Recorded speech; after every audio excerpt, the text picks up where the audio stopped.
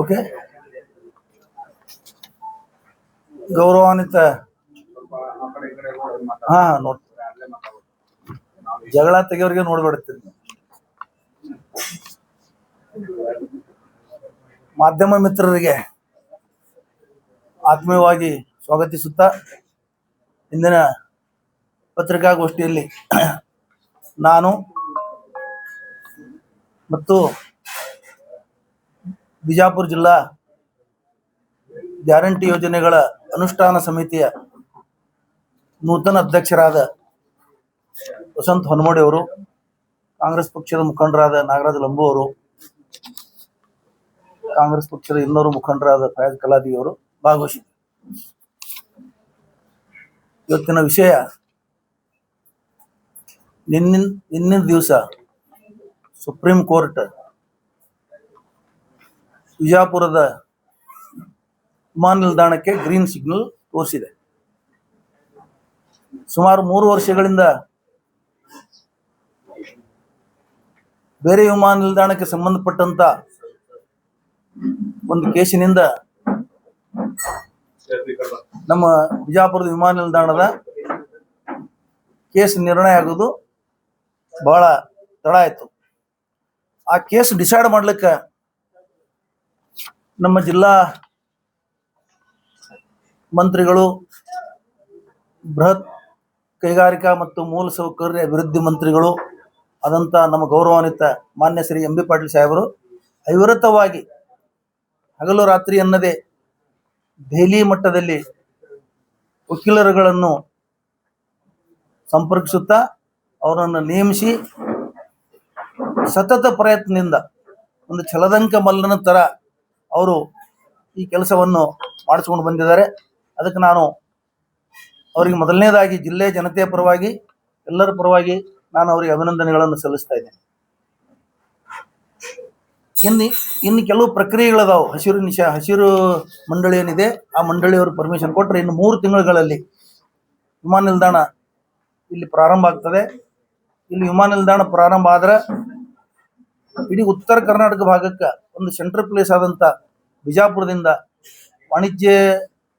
ವಾಣಿಜ್ಯ ಕೆಲಸಗಳಿಗಾಗಿ ಮತ್ತು ಪ್ರವಾಸಿ ಕೆಲಸಗಳಿಗಾಗಿ ಈ ನಿಲ್ದಾಣ ಬಹಳ ಅನುಕೂಲ ಆಗ್ತದೆ ಸಾರ್ವಜನಿಕರಿಗೆ. ಇದರಿಂದ ಪರದೇಶದಿಂದ ಬರಂತ ಪ್ರವಾಸಿಗರು ಸಹಿತ ಇಲ್ಲಿ ಹೆಚ್ಚಿನ ಪ್ರಮಾಣದಲ್ಲಿ ಹೆಚ್ಚಾಗ್ತಾರೆ. ಇದು ಒಂದು ಸೆಂಟ್ರಲ್ ಪ್ಲೇಸ್ ಇದೆ ಉತ್ತರ ಕರ್ನಾಟಕದಲ್ಲಿ. ಆಮೇಲೆ ಇದರಿಂದ ಏನಾಗ್ತದೆ ಅಂತ ಕೇಳಿದ್ರೆ, ಈ ವಿಮಾನ ನಿಲ್ದಾಣ ಉಳಿದ ವಿಮಾನ ನಿಲ್ದಾಣ ಥರ ಅಲ್ಲ. ಸರೌಂಡಿಂಗ್ 200 ಕಿಲೋಮೀಟರ್ ಒಳಗಡೆ ಎಲ್ಲ ಜಿಲ್ಲಾ ಕೇಂದ್ರಗಳು ಬರ್ತಾವೆ ಇಲ್ಲಿ. ಅದರಿಂದ ಈ ವಿಮಾನ ನಿಲ್ದಾಣವನ್ನು ಎಂ ಬಿ ಪಾಟೀಲ್ ಸಾಹೇಬ್ ಮಾಡ್ಕೊಂಡು ಬಂದಿದ್ದಾರೆ. ಅದು ಅವ್ರು ಯಾವ ಥರ ನೀರಾವರಿ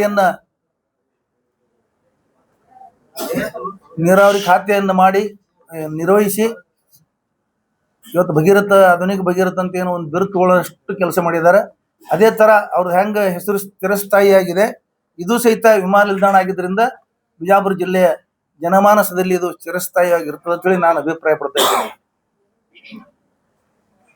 ಒಂದು ವಿಮಾನ ನಿಲ್ದಾಣ ಬರೋದ್ರಿಂದ ಇಲ್ಲಿ ಶಿಕ್ಷಣದ ಅಭಿವೃದ್ಧಿ ಆಗ್ಬೋದು, ಕೃಷಿ ಅಭಿವೃದ್ಧಿ ಆಗ್ಬೋದು, ಪ್ರವಾಸ ಅಭಿವೃದ್ಧಿ ಆಗ್ಬೋದು.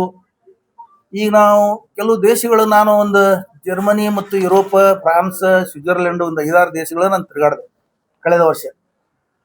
ಕೆಲವು ದೇಶದಾಗ ಯಾವುದೂ ವ್ಯವಹಾರನೇ ಇಲ್ಲ, ಅಲ್ಲಿ ಬರೀ ಪ್ರವಾಸೋದ್ಯಮದಿಂದನೇ ಅವ್ರು ಇವತ್ತು ಇಷ್ಟು ಶ್ರೀಮಂತರದ.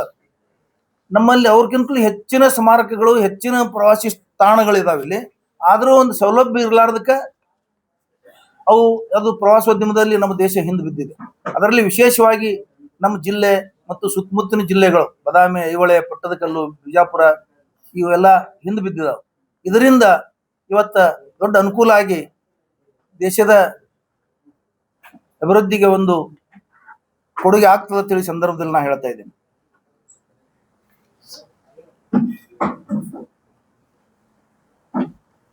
ಈ ನಿಲ್ದಾಣ ಇವತ್ತೇನು ನಿರ್ಮಾಣ ಆಗಿದೆ, ಈ ನಿಲ್ದಾಣ ಅಂತಾರಾಷ್ಟ್ರೀಯ ಮಟ್ಟದ ನಿಲ್ದಾಣದ ಒಂದು ಲೆವೆಲ್ದಲ್ಲಿ ಇದು ನಿರ್ಮಾಣ ಆಗಿದೆ. ಇದು ಸಣ್ಣ ವಿಮಾನ ನಿಲ್ದಾಣ ಅಲ್ಲ, ಬಹಳ ದೊಡ್ಡ ವಿಮಾನ ನಿಲ್ದಾಣ. ಮೊದಲ ಬಿಜೆಪಿ ಸರ್ಕಾರ ಇದ್ದಾಗ ಶ್ರೀ ಅಪ್ಪು ಪುಟ್ಟಣಶೆಟ್ಟಿ ಅವರು ಇಲ್ಲಿ ಮಂತ್ರಿ ಇದ್ದಾಗ ಈ ವಿಮಾನ ನಿಲ್ದಾಣಕ್ಕೆ ಜಾಗ ಖರೀದಿ ಮಾಡಿದ್ರು. ಖರೀದಿ ಮಾಡಿ ಅದಕ್ಕೆ ಯಡಿಯೂರಪ್ಪನವ್ರು ಭೂಮಿ ಪೂಜೆನೂ ಮಾಡಿದ್ರು. ಆ ನಂತರ ಕಾರಜೋಳ ಅವರು ಬಂದು ಅವರು ಪೀಡಬುಡಿ ಮತ್ತು ಮೂಲಸೌಕರ್ಯ ಅಭಿವೃದ್ಧಿ ಮಂತ್ರಿ ಆಗಿದ್ದರಿಂದ ಇದಕ್ಕೆ ಅವರು ಸೇವೆ ಸಲ್ಲಿಸಿ ಅವರು ಒಂದು ಲೆವೆಲ್ಗೆ ತಂದು ನಿಲ್ಲಿಸಿದ್ರು. ಇದಕ್ಕೆ ಜಿಗಜಿಣಿಗೆ ಅವ್ರದ್ದು ಇದಕ್ಕೆ ಸಹಕಾರ ಇದೆ. ನಾವು ಅವ್ರ ಸಹಕಾರನೂ ಇವತ್ತು ನಾವು ನೆನೆಸ್ಕೋಬೇಕಾಗ್ತದೆ. ಈಗ ಆದ್ರೆ ಒಂದು ಲೆವೆಲಿಗೆ ಬಂದು ಇದು ನಿಂತಿತ್ತು. ಇದೇನಪ್ಪ ಇದು ರದ್ದು ಆಗ್ತದ ಅನ್ನೋ ಪರಿಸ್ಥಿತಿ ಬಂದಿತ್ತು. ಈ ವಿಮಾನ ನಿಲ್ದಾಣನೇ ರದ್ದು ಆಗ್ತದ ಅನ್ನೋ ಪರಿಸ್ಥಿತಿ ಬಂದಿದ್ದನ್ನ ಎಂ.ಬಿ. ಪಾಟೀಲ್ ಸಾಹೇಬರು ಅದನ್ನು ಈ ಲೆವೆಲಿಗೆ ತಂದು ಇವತ್ತು ಆಗ್ಲಾರ್ದಂತ ಒಂದು ಐತಿಹಾಸಿಕ ಕೆಲಸವನ್ನು ಅವರು ಮಾಡಿದ್ದಾರೆ. ಇವತ್ತು ಇದಕ್ಕೆ ಟೋಟಲ್ 614 ಕೋಟಿ ಮೇಲೆ ಚಿಲ್ಲರೆ ಇದು ಖರ್ಚಾಗಿದೆ. ಒಂದು ಬೃಹತ್ ವಿಮಾನ ನಿಲ್ದಾಣ ಇವತ್ತು ನಿರ್ಮಾಣ ಆಗಿದೆ. ನಮ್ಮ ಒಳ್ಳೆ ಒಂದು ಏನಂದ್ರೆ ಇವರು ಬೃಹತ್ ಕೈಗಾರಿಕೆ ಮತ್ತು ಮೂಲ ಸೌಕರ್ಯ ಅಭಿವೃದ್ಧಿ ಮಂತ್ರಿ ಆಗಿದ್ದರಿಂದನೂ ಅದು ದೊಡ್ಡ ಅನುಕೂಲ ಆಯ್ತು ನಮ್ಗೆ. ಯಾಕಂದ್ರೆ ಇದು ಮೂಲ ಸೌಕರ್ಯ ಅಭಿವೃದ್ಧಿ ಇಲಾಖೆ ಕೆಳಗಡೆ ಬರ್ತದೆ ವಿಮಾನ ನಿಲ್ದಾಣ ನಿರ್ಮಾಣ ಮಾಡೋದು. ಇನ್ನೇನು ಇದು ಪರಿಸರ ಇಲಾಖೆದೊಂದು ಪರಿಸರದವರು ಒಂದು ಪರ್ಮಿಷನ್ ಕೊಟ್ರೆ ಇದು ಕೇವಲ 3 ತಿಂಗಳಲ್ಲಿ ಇದು ಒಂದು ವಿಮಾನ ನಿಲ್ದಾಣದ ಸೌಲಭ್ಯ ಎಲ್ಲರಿಗೂ ಸಿಗ್ತದ ಅಂತ ಹೇಳಿ ಸಂದರ್ಭದಲ್ಲಿ ಹೇಳ್ತೇನೆ. ಆಮೇಲೆ ಏನಾಗಿದೆ ಅಂದ್ರೆ ಇದು ಪರಿಸರದವರು ಇದು ಕೊಡುವುದಿಲ್ಲ, ಪರಿಸರಕ್ಕೆ ಇದು ಸಿಗುವುದಿಲ್ಲ ಅನ್ನೋ ಒಂದು ಸಂದರ್ಭದಲ್ಲಿ ಇವತ್ತು ಪರಿಸರ ಖಾತೆಯಿಂದನೂ ಒಂದು ಗ್ರೀನ್ ಸಿಗ್ನಲ್ ತಗೊಳಕ್ಕೆ ಎಂ.ಬಿ. ಪಾಟೀಲ್ ಸಾಹೇಬರು ಆದಷ್ಟು ನಿನ್ನಿನ ದಿವಸ ಅವ್ರು ಹೇಳಿದ್ದಾರೆ. ನಾನು 3 ತಿಂಗಳಲ್ಲಿ ಇದು ಪರಿಸರ ಇಲಾಖೆಯಿಂದನೂ ಪರಿಸರದಿಂದನೂ ಅನುಮತಿ ತಂದು ನಾನು ಪ್ರಾರಂಭ ಮಾಡ್ತೇನೆ ಅಂತ ಹೇಳಿದ್ದಾರೆ.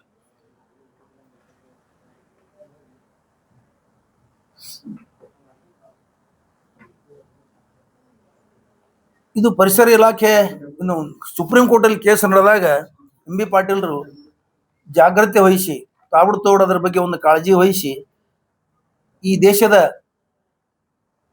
ಮಹಾನ್ ಲಾಯರ್ಗಳು ವಕೀಲರುಗಳಾದಂಥ ಸಾಲಿಸಿಟರ್ ಜನರಲ್ ತುಷಾರ್ ಮೆಹ್ತಾ, ಹಿರಿಯ ನ್ಯಾಯವಾದಿಗಳಾದ ಕಪಿಲ್ ಸಿಬಲ್, ದೇವದತ್ ಕಾಮತ್, ರಾಜ್ಯ ಸರ್ಕಾರದ ಪರ ನಿಶಾಂತ್ ಪಾಟೀಲ್ ಮತ್ತು ರಾಜ್ಯ ಸರ್ಕಾರದ ಅಡ್ವೊಕೇಟ್ ಜನರಲ್ ಶಶಿಕಿರಣ್ ಶೆಟ್ಟಿ ಇವರನ್ನು ಸಹಿತ ಇದಕ್ಕೆ ಬಳಸ್ಕೊಂಡು ಇವರಿಗೆ ಸಂಪರ್ಕ ಮಾಡಿ ಇವ್ರ ಸೇವೆಯನ್ನು ಇದಕ್ಕೆ ತಗೊಂಡು ಅವ್ರದ್ದು ಇದರಲ್ಲಿ ಬಹಳ ದೊಡ್ಡ ಸೇವೆ ಇದೆ ಆ ವಕೀಲರುಗಳದ್ದು. ಅವರಿಗೂ ನಾವು ಈ ಸಂದರ್ಭದಲ್ಲಿ ಧನ್ಯವಾದಗಳನ್ನು ಹೇಳ್ತೀವಿ.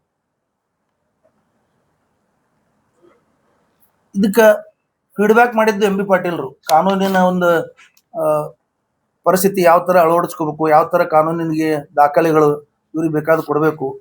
ಹಿಂದೆ ಎಂ.ಬಿ. ಪಾಟೀಲ್ರು ಒಂದು ಸಾಹಸಮಯ ಕೆಲಸ ಯಾವ ಥರ ಮಾಡ್ತಾರೆ ಅಂದ್ರೆ ಹಿಂದೆ ಕಾವೇರಿ ನದಿ ನೀರಿಂದನೂ ಒಂದು ದೊಡ್ಡ ಪ್ರಮಾಣದಲ್ಲಿ, ಕೃಷ್ಣಾ ನದಿ ನೀರಿದು ಒಂದು ದೊಡ್ಡ ಪ್ರಮಾಣದಲ್ಲಿ ಸುಪ್ರೀಂ ಕೋರ್ಟ್ದಲ್ಲಿ ವರ್ಷಾನುಗಟ್ಟಲೆ ಕೇಸುಗಳು ನಡೆದಾಗ ಇವರು ನೀರಾವರಿ ಮಂತ್ರಿ ಇದ್ದಾಗ ಬಹಳಷ್ಟು ಶ್ರಮ ವಹಿಸಿ ಆ ಕೆಲಸಗಳನ್ನು ಆ ಅಡೆತಡೆಗಳನ್ನು ಸಹಿತ ನಿರ್ವಹಿಸಿ ಇವತ್ತು ಕೃಷ್ಣಾ ನದಿ 525 ಮೀಟರ್ ಆಗಂತ ಒಂದು ಲೆವೆಲ್ಗೆ ತಂದು ನಿಲ್ಲಿಸಿದ್ದಾರೆ. ಇದನ್ನು ಬಹಳ ದೊಡ್ಡ ಕೆಲಸ.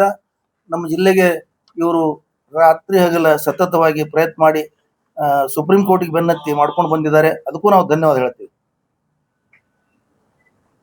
ಈ ಸದ್ಯ ಏರ್ಪೋರ್ಟಿಗೆ ಏನು ಗಂಡಾಂತರಗಳಾಗಿದ್ದು ಅವೆಲ್ಲ ಅಡೆತಡೆಗಳನ್ನು ಎಂ.ಬಿ. ಪಾಟೀಲ್ರು ನಿರ್ವಹಿಸಿದ್ದಾರೆ. ಅವೆಲ್ಲ ಅಡೆತಡೆಗಳನ್ನು ಸರಿಸಿದ್ದಾರೆ.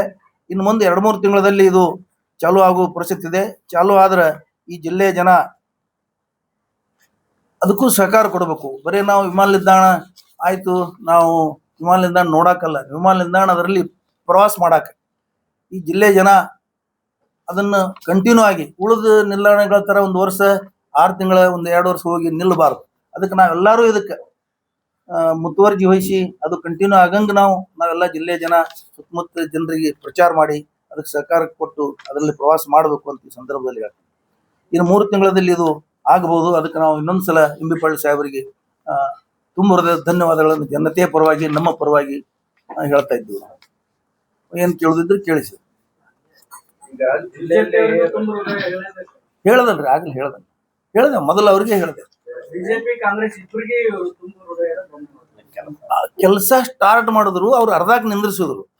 ಆದ್ರೆ ಎಂ.ಬಿ. ಪಾಟೀಲ್ ಸಾಹೇಬ್ ಪೂರ್ತಿ ಮಾಡಿದ್ರು. ಅದನ್ನ ರಾತ್ರಿ ಹಗಲ ಪ್ರಯತ್ನ ಮಾಡಿ ಮಾಡಿ ಮಾಡಿ ಒಂದು ಹಂತಕ್ಕೆ ತಂದ್ರು.